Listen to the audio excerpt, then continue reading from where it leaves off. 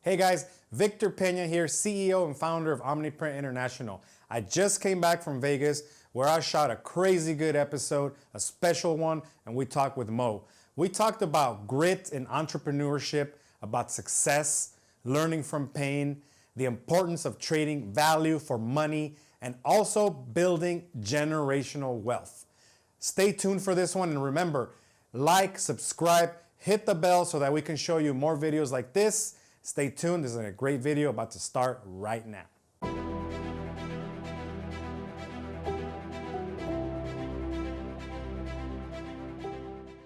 I think the biggest contributor to success, and I don't specifically mean entrepreneurial success, just success in the fact that you develop some form of grit. Like our formula is grit, tenacity, will, and discipline. But like, can you be successful without having a little skin in the game?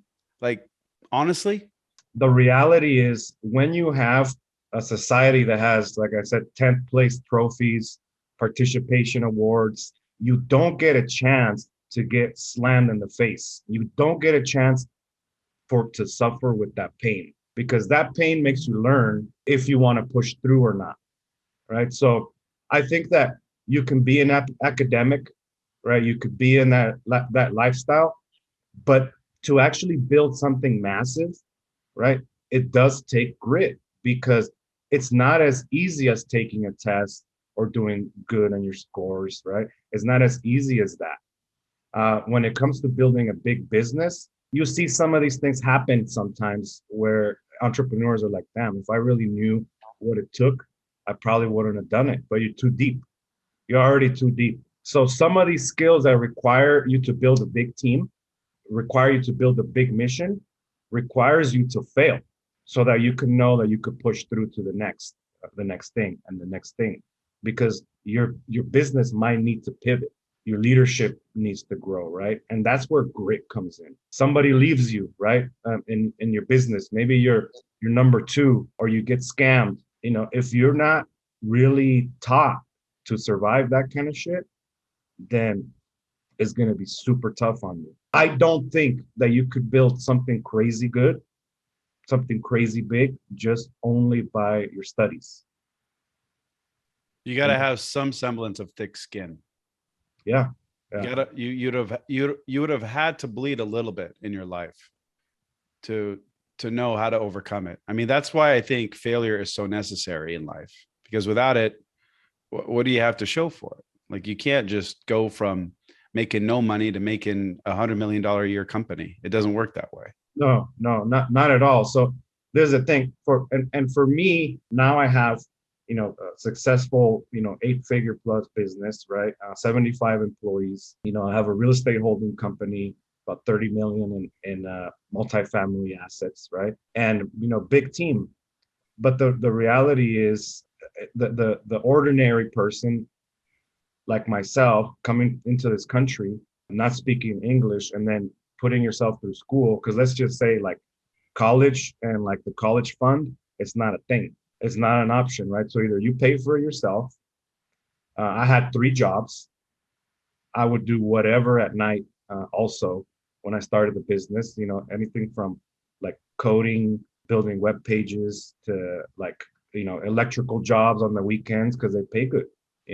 That's what I did even after I started the business. Because if you need a nice pop of money, I knew how to get it. But there's a few skills that are required, and at the beginning, maybe your sleep's not going to be the priority, right? It's going to be like, all right, well, if I could fit 4 hours of programming at night, I think I was billing like $130 an hour, but at that time to some specific clients, I'm like, dude, I could make some bills with this, right? And then from there, you start thinking, all right, well, I'm gonna start building a team, somebody to help me. Can I? Is this venture really gonna make it? Because remember, a lot of us start businesses because it's something that we like, or we fall in love with, or it's a passion, or it's a hobby that you like. But do you think, or do you know that it's really gonna make it? Most of us don't. So at the beginning, this is the question that I get all the time, Mo. It's like, hey, how'd you start this? Why? What was the vision and the mission behind starting it? Right? Did you love it and all that? I'm like, hey, at the beginning, it's like, can I make some money at this to survive? I didn't really love anything. It Mhm. wasn't a passion, right? It becomes a passion years later when it's the thing that's feeding you, and then you create another mission. Plus, you don't realize that you actually become good at that thing. Yeah, you become good at the thing, right? So Yeah. if there's a lot of, and trust me, I'm always like learning, right? So Yeah. now for me, it's about like, how can I become good and better and a better leader to my team, right? But at the beginning, you're not even thinking about that. You're like, all right, well, you're getting good at the craft of what you're doing, Mhm. not really yet getting good at being a leader. You're not getting good at what you're supposed to be doing as the top guy. You're kind of in the weeds, and that was me for years. So I think those are key things that anyone that's building something has to understand. You got to do something that you can make money at, and then you can repeat it. And then even if you don't love it, if it starts bringing value to others, you'll, like, trust me, you will love something when you're bringing value to someone else, and you're making money at it, and you're able to build like generational wealth that you could not do. For example, me in Mexico, that nobody in my family could even think of how to help me do it, because we don't have that learning. So I always like was doing something, right. I was going through school. I was working construction from 6 a.m. to 3. And then a friend and I would take turns, because our school was 5 to 10:30 at night. So we had to go to Anaheim for that. It's about in traffic, it's about an hour. So we would take turns. I would sleep one day on the way to school, and then he would sleep another day on the way to school, and that's how we would do it, right? Um, and as soon as I remember, even through that time, I was doing like odd things here and there on the weekend. I would, like, from the regular job, uh, because in the regular job, it's like, I was helping my family, right? So it's not like you're getting paid a lot, because that's just how it is. It's like, hey, you know what, you got to help pay the rent, this and that. That's kind of the um, what everyone did in the family to keep the bills going, right? So Yep, that or uh, send money back home if your yep, family's not here. yep, yep, exactly. So then from there, I will now need money for me, so I got to do stuff on the weekend, Sundays, and then at night I would always do, like, I'm gonna build a computer, and then sell it. And build a computer and sell it to someone. I was doing that, like, ever since I got my hands around the first computer, right? So that's where I knew, like, new tech is my thing.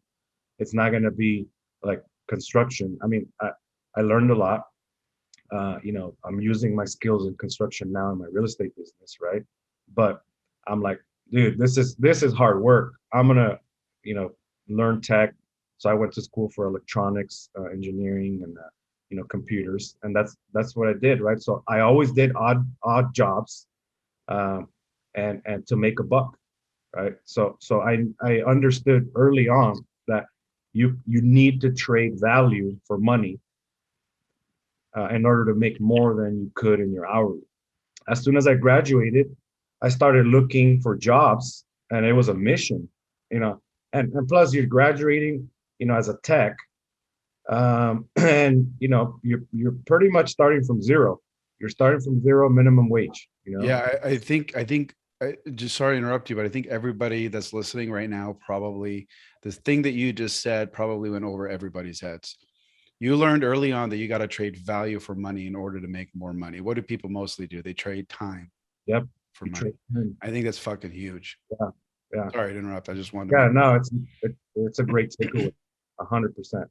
So when you start doing that, then you can have some leverage, right? You can have leverage. So uh, you know, I, I went to countless interviews, all the way to, like, the Inland Empire, LA, all these things, right? I graduated, I think I was 19, 20.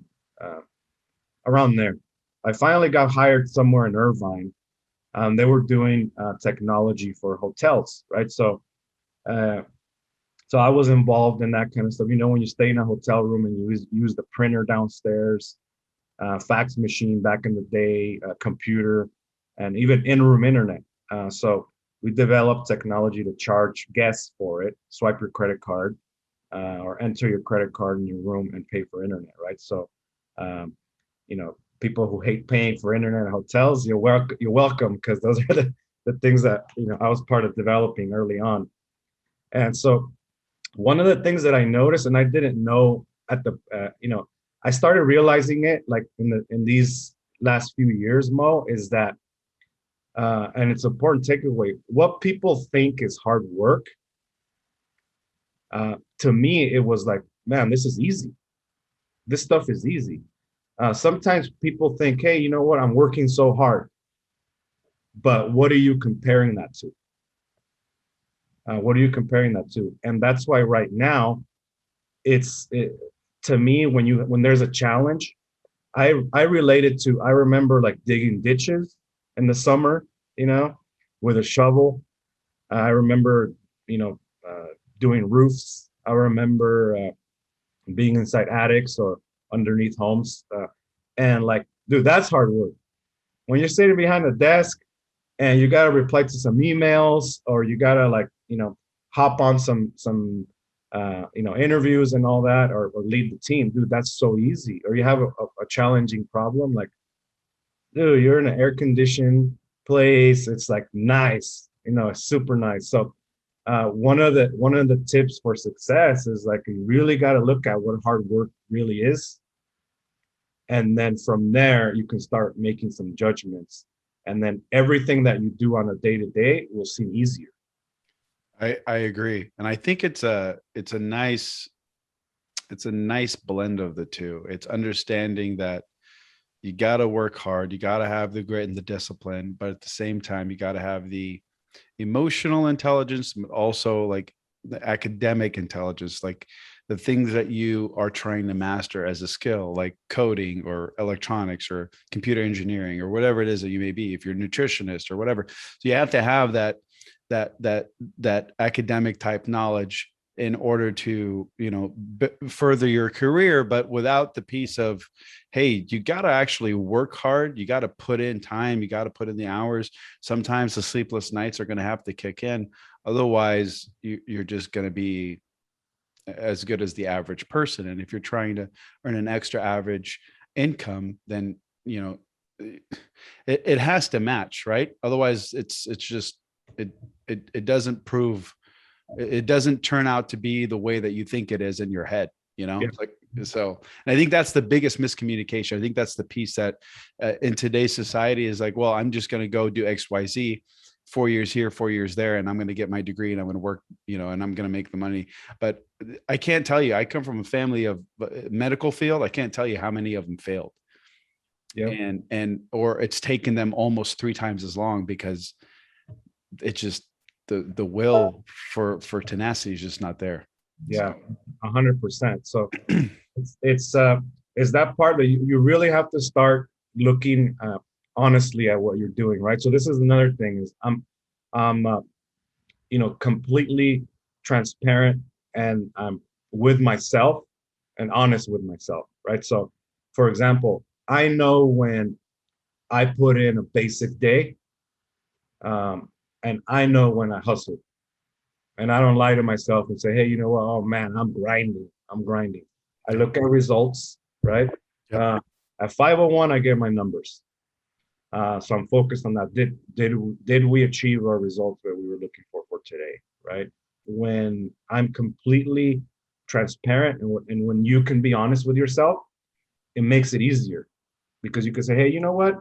Actually, maybe I can achieve this same amount of work in 4 hours, 2 hours, and then hang out, do the things I want to do.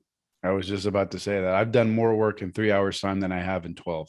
Yeah, 100%. And for example, me, I did many years of like, you know, low sleep and all that. And for example, I know 100% I need my sleep.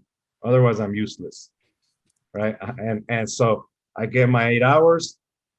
Get up in the morning. I don't check email, social media, none of that stuff. It's for me, and it's transformed because it helped me visualize what needs to happen. And that's one of the true powers of doing big things, the visualization of what the big thing that you want and what you want to achieve. For example, for us, we empower business owners globally to thrive with our print on demand solutions. And we want to create $1 billion organization, alongside 3,000 team members that are impacting 1 million creators out there, right? So they're big, some might say unattainable visions and goals, but it helps you pull through to any of the daily BS that you're going to go through to your business. So visualize a great big target, big mission, right? So that you know what you're doing it for. Are you writing it down? Yeah, I'm writing it down. I have my goals in the morning that I look at, and this learning from mentors, Brandon Dawson, Grant Cardone, and one of my biggest mentors in those areas of, for example, real estate, Grant Cardone, number one. And then, scaling and building a business, Brandon Dawson, number one right there. And I look at those goals, I look at those targets, and then visualize, getting there, because once you have that bigger vision and mission, it really helps you push through. When you say, hey, a mom of two is making 45 grand a month from home, selling, it's wine o'clock shirts and having a great time with her kids, and they're using your products to do it, it fires me up. We just had a dinner with clients in Florida, and another customer, she's like, hey, I'm living my dream. I could be with my kids at home. I print shirts, and I don't have to be tied to a schedule. They don't need to have a nanny. And with tears in her eyes, she's saying how this product's changing her life, right? So I want to create I want to create countless stories like that. And, I need to do it by having that big vision. I love it. If you can give the listeners right now one piece of advice that helps them at least push them into the right direction of whatever it is their goals and their plans are, what would that be? And I know it's such an open-ended, generic question. There's one key element, right? Who are your mentors? Who are you looking up to? Have they actually done the work that you want to do? And the reality is you have all these coaches and influencers and online, they're 19, 20, showing the baller lifestyle, but they haven't done shit. So you got to look at what, the reality of a real business with real people, real brick and mortar products, real problems, real successes. It takes time and it takes patience. Everybody trying to be rich quick, right? I'm trying to be generational. I'm trying to build generational wealth for sure. Maybe I could have done it quick if I was, in a different time. But remember, there's no Instagram when I started. There's no Facebook. There's none of that stuff. And it's more like pick up the phone and call. I'm with you. I learned the hard way that money that comes fast doesn't last. And that's just the reality. And maybe you're smarter than me and you can, but from my experience and the people that I've spoken to, it's usually not the kind of money that's going to keep you, because it's all perspective, right? Like that's why they say that, people that generally win, Powerball or whatever it is, that they blow through it so quickly because I guess the knowledge that you learn, over the course of 10, 15, 20 years of actually building something foundational, you don't get it over the course of, a few years of just all of a sudden now you're $5 million richer and you've been broke all your life. Like that, there's no skill there. There's no money management skill or investing skills or anything that comes in terms of that. So there's one more thing. I think it'd be a disservice if I don't share, Mo. Please. Is that you have to look at how you can invest into real estate, right? To build long-term wealth. That's my strategy to keep growing. All I'm doing is staying broke. I'm like looking for my next deal all the time, and I just move my profits to apartment buildings. You know, I love it. and that's what I do. So if you really want generational wealth that will always be there, it's not an app. You know, they're real estate that people that need to live there. And I'm all about positive living is the message all in our real estate company, right? So there's one takeaway that anybody that's successful or in the middle, start putting the money to work and then spend the proceeds. Don't be baller on your income. Mm-hmm. Be baller on your passive income. Mm-hmm. That's I so appreciate you saying that. That is my next strategy in the next phase of my life, is doing exactly that, because otherwise I could be the richest guy in the world. I still have to work. Yep. 100%. 100%. So that's why I'm over here. For example, most of my apartments are here in Vegas. It's a landlord friendly state, and I come in here and I check on the properties and I look at new deals, spend a day or two, and then I take back off. What is the best place for people to reach you at? Like, yeah, definitely. Would it be Instagram? Is that Instagram, Victor_8_Pena, and I have links to my YouTube channel and videos there. And depending on when we release this, we'll push it out. And the idea is to inspire people and motivate them to push through. And I'm committed to that. If you're interested in entrepreneurship, in learning about investments, like you have an opportunity here to learn from somebody that actually walks the walk. As you just said, you can check him out on YouTube. You can check it out on Instagram, and reach out to him, study from him, and maybe one day you'll be able to work with him or partner with him. So Victor, so much, man. I'm so grateful to have you on the show. Thank you so much. And I appreciate the opportunity. Hope we can inspire some people, give some value. That's the goal, man. Yep. And feel free to reach out anytime. I will always be talking about stuff that I have done or am doing. I don't talk about stuff that I don't know about. So amen to that.